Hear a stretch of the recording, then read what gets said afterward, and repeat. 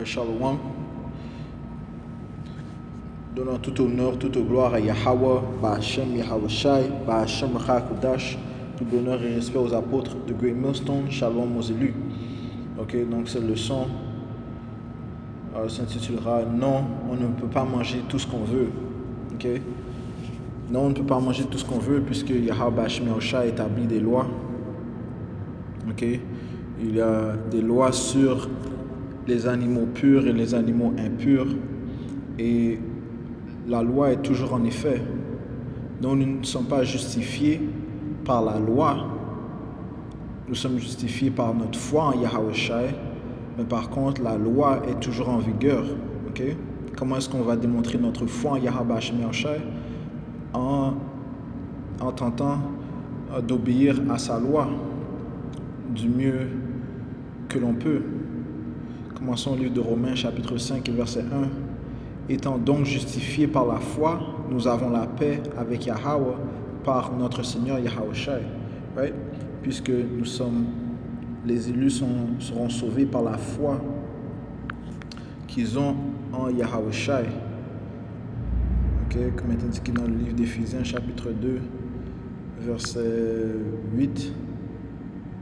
Ça dit ici, car c'est par la grâce, la grâce de Yahweh Ba'Hashem Yahawashi, que vous êtes sauvés par le moyen de la foi.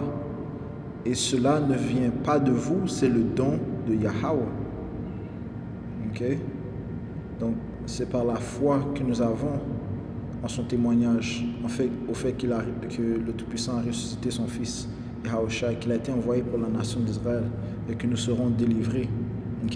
Pas par nos œuvres, mais par la foi que nous serons sauvés. Verset 9. Ce n'est pas par les œuvres, ainsi que personne ne se glorifie. Donc encore une fois, c'est par la foi en Yahweh Ba'Hashem Yahawashi que nous serons sauvés. Et comment démontrer notre foi? Allons au livre de Jacques, chapitre 2.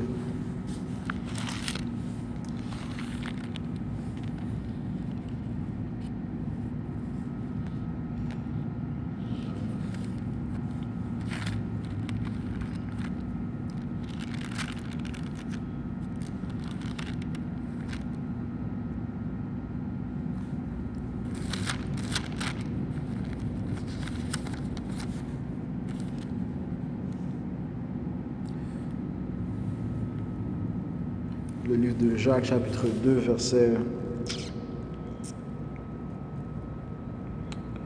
17. Il en est ainsi de la foi.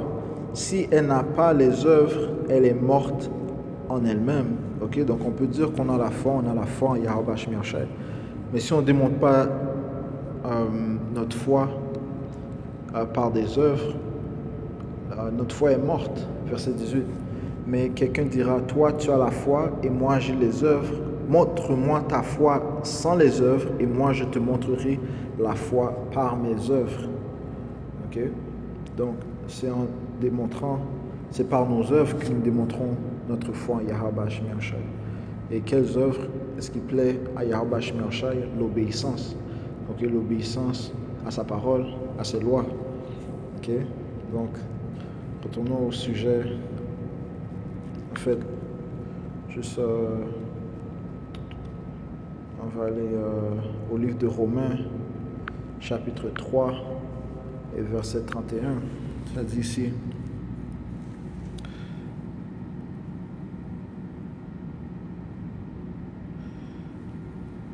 Verset 28.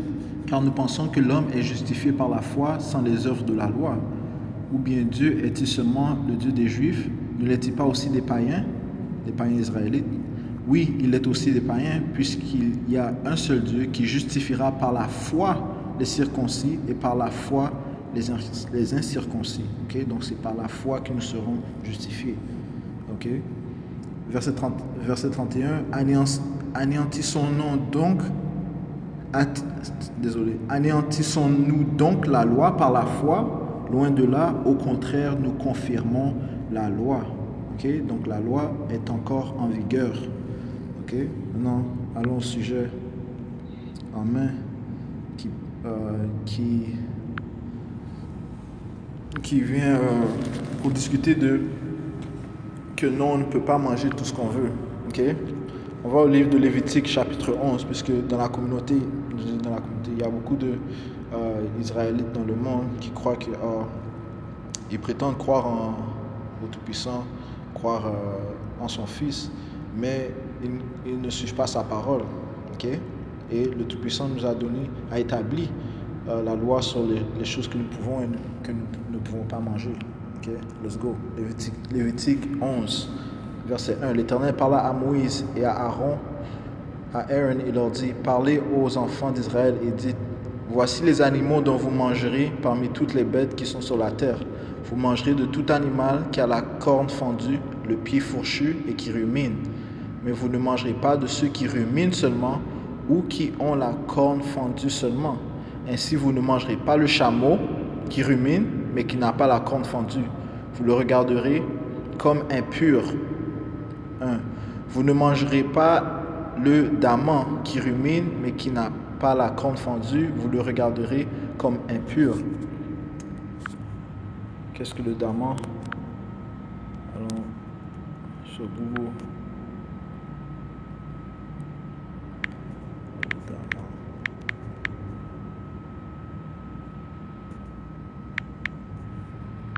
Ok.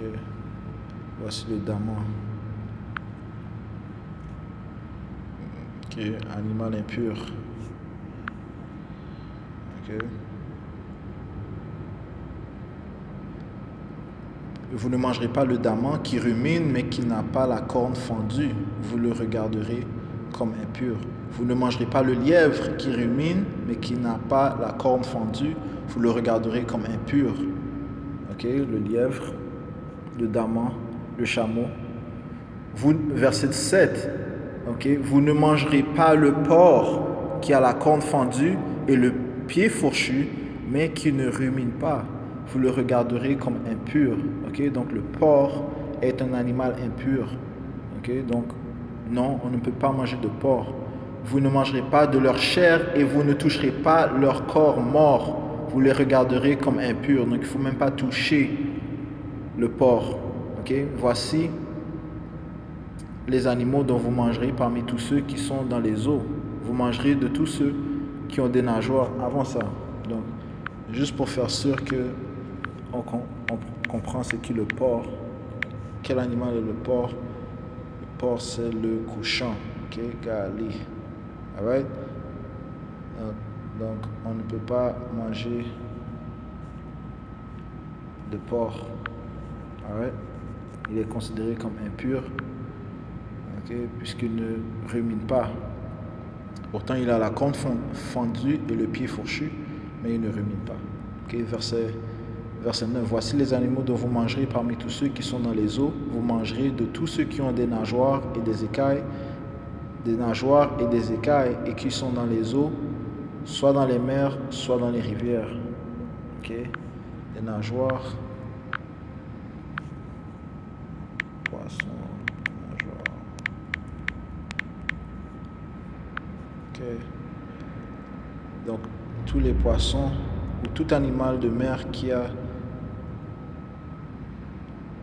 des nageoires, okay, et des écailles, comme ce poisson. Okay, il a des nageoires et il a des écailles. Il est considéré comme pur. Okay. Verset 10. Mais vous aurez en abomination tous ceux qui n'ont pas des nageoires et des écailles parmi tous ceux qui se meut dans les eaux et tout ce qui est vivant dans les eaux, soit dans les mers, soit dans les rivières. Vous les aurez en abomination, vous ne mangerez pas de leur chair et vous aurez en abomination leur corps mort. Okay? Vous aurez en abomination tous ceux qui dans les eaux n'ont pas des nageoires et des écailles. Okay? Et quel animal de mer n'a pas de nageoires ou d'écailles? Eh bien, le crabe, par exemple. Okay, le crabe est un animal de mer, okay, mais il n'a pas de nageoires ni d'écailles. Okay, donc il est considéré comme une abomination. Ok. Allons voir le homard s'il a des écailles ou des nageoires. Homard. Aucune nageoire, aucune écaille, impure, abomination. Ok. On va voir la crevette maintenant. Crevette.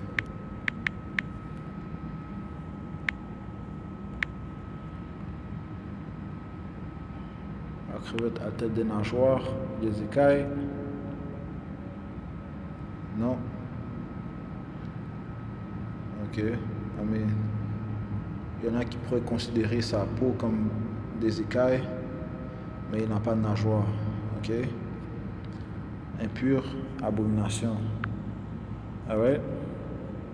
Donc tout animal de mer qui n'a pas de nageoire ou des écailles est considéré comme impur et une abomination dans les yeux de Yahweh Hashem Yahushua et dans nos yeux de plus, donc nous ne devons pas les manger. Donc, et on sait que toutes les lois ont été établies pour une raison. Okay? Nous sommes le temple de Yahweh Hashem Yahushua, donc nous devons être purs. Nous devons être purs le mieux que nous pouvons, même si nous savons que nous nous trouvons dans cette société abominable. Ok, on doit quand même faire un effort pour démontrer notre foi. Ok, verset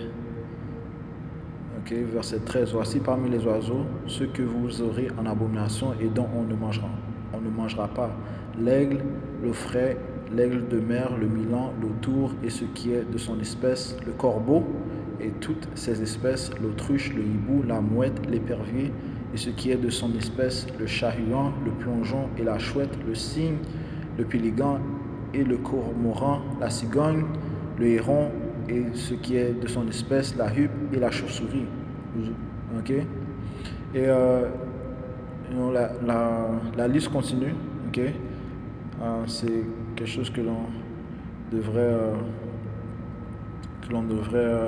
regarder attentivement. Ok? La loi des animaux purs et impurs. Ok? Au livre de Lévitique chapitre 11. Ok? Donc l'important c'est de faire ce qui plaît à notre Tout-Puissant. Ok? Regardez avant d'acheter des aliments au marché, regardez derrière, voir s'il y aurait du porc contenu dans l'aliment, ok, du porc ou bien n'importe quelle abomination. Prendre attention, ok, prendre attention des choses que nous consommons. Maintenant, allons dans le livre prophétique d'Isaiah pour voir ce que Yahweh Hashem Yahushua fera lors de son retour. Okay. Le livre d'Isaiah, chapitre 66, verset 15, jugement des méchants. Car voici l'Éternel, Yahweh Hashem Yahushua, arrive dans un feu, et ses chars sont comme un tourbillon. Il convertit sa colère en un brasier et ses menaces en flammes de feu. C'est par le feu que l'Éternel exerce ses jugements, c'est par son glaïve qu'il châtie toute chair. Et ceux que tuera l'Éternel seront en grand nombre, ceux qui se sanctifient et se purifient dans les jardins. Okay, ça c'est dans un sens symbolique. Okay, ceux qui se sanctifient et se purifient dans les jardins, au milieu desquels ils vont un à un, donc dans les églises. Ouais, ils vont dans les églises, ils se parfument, ils s'habillent bien, ils vont dans les églises, mais ils ne suivent pas la parole de Yahweh Hashem Yahushua. Ok, je relis verset 17. Ceux qui se sanctifient et se purifient dans les jardins, au milieu desquels ils vont un à un, qui mangent de la chair de porc, des choses abominables et des souris, tous ceux-là périront, dit l'Éternel.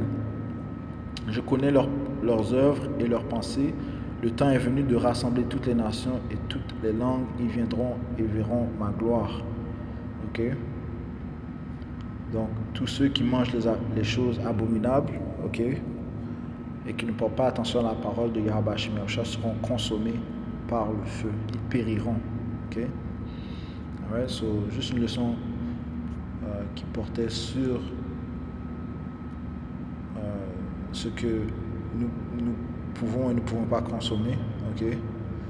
Vous pouvez aller encore en profondeur au livre de Lévitique chapitre 11, le livre de Lévitique chapitre 11. Alright? Donc non, on ne peut pas manger tout ce qu'on veut. Alright? So, double honneur et respect aux apôtres de Great Millstone. Barakatah Yahweh, Barakatah Yahweh Shai, Barakatah Yahweh, Barakatah Yahweh Shai, Barakatah Yahweh, Barakatah Yahweh Shai, Ba'ashem Chakdash. Shalom aux élus.